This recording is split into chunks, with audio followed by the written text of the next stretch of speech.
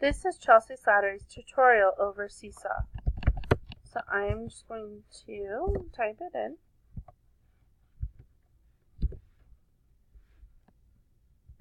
Click on there. Our school has a version of it, but you can sign up for free. It is a way to have your, as it says, a student-driven portfolio. So we will sign up, and you can be, I'm a teacher, I'm a student, I'm a family member. I'm going to go, I'm a teacher, and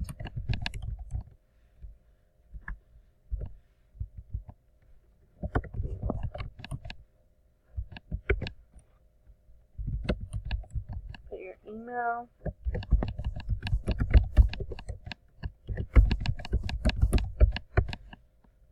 And then once it matches, okay. Welcome to Seesaw. It has this great thing of how you can use it. You can name your class, so maybe you want to do 2019.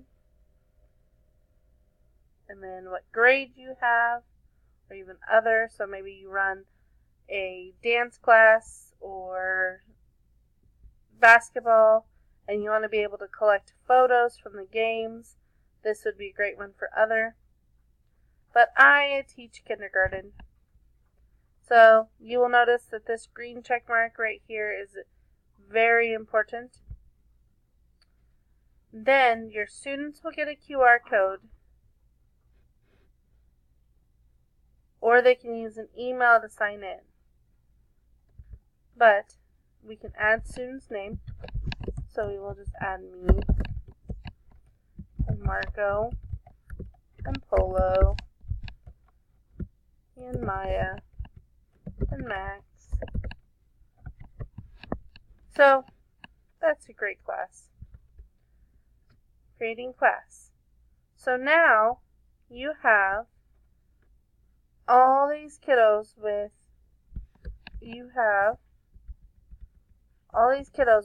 a portfolio. Now, they can link up to using their phone. They could link up using an iPad, anything that you need. So now you created your class. Now you might want to do account settings. This shows where you can go back on. Your icon can be your picture if you choose. You add your phone, your school. At our school, we do have Seesaw Plus. And then email notifications. You can do an Android push. And then you can check, say you have other years. Now, we have Maya's clicked. Nothing's in there. Now, we can go in here. Can change your class name, grade level. Say you teach with another teacher, you can click in their email address, invite the teacher, they okay it, and then they're on, and you two can both send messages to individual students or the whole class. You can change your theme colors. And then your icons, your students. Say if you have a laptop in your room, you would want to do a shared device. Or say like my classroom that's one-on-one, we would have a one-on-one device. And they can sign in using email or Google if you choose.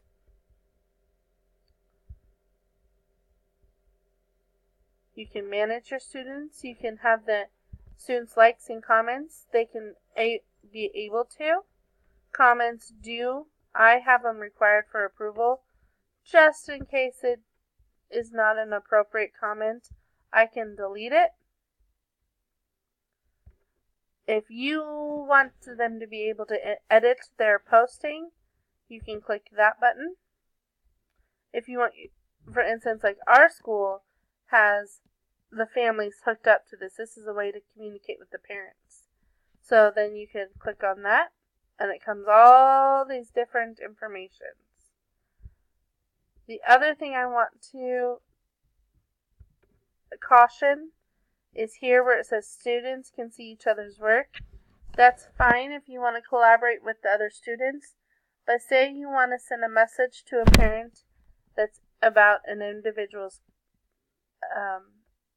behavior, then you want to click this off so that the parents and students don't all see what you are going to write about the other student's behavior.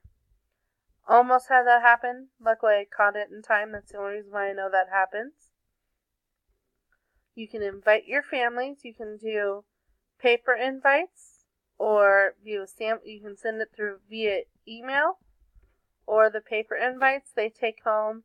The families do a QR code and they're able to connect to Seesaw.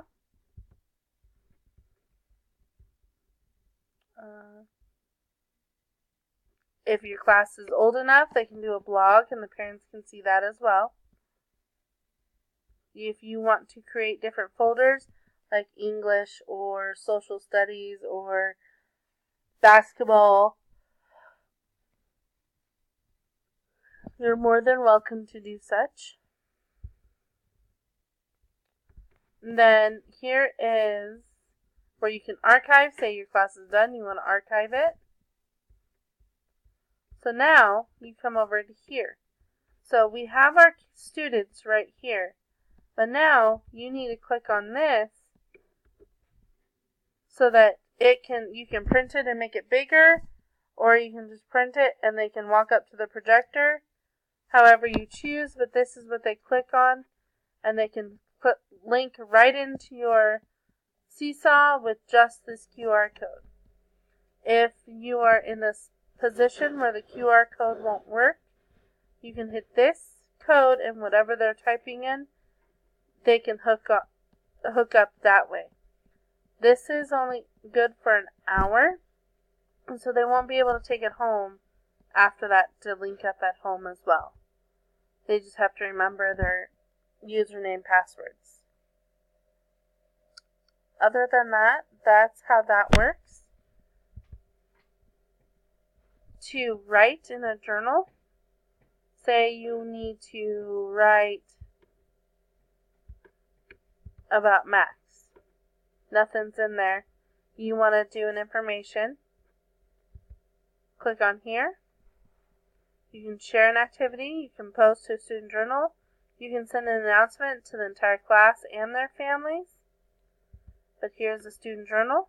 You can add a photo. You can do a video. You can do drawings, which is only like in 4 colors.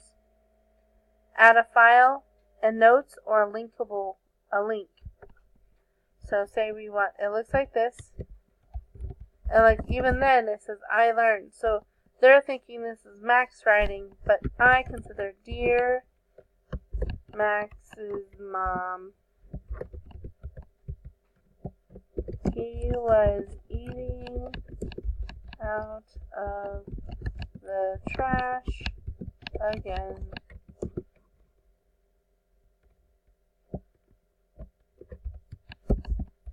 His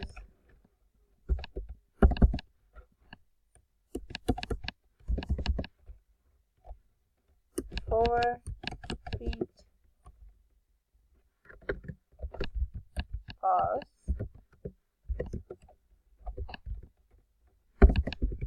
Need to be cleaned.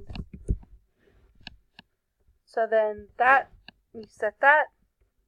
Now you might say, hey, I need to record it so Max will hear it, or I need to edit my note. You can do that. But once you're ready for it to be done, you hit click. You can say, everyone can see it.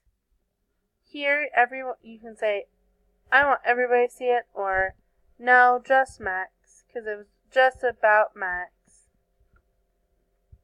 So click on there. It pops up on your journal, but not anybody else's, but Max in your journal. So, once mom and dad get hooked up,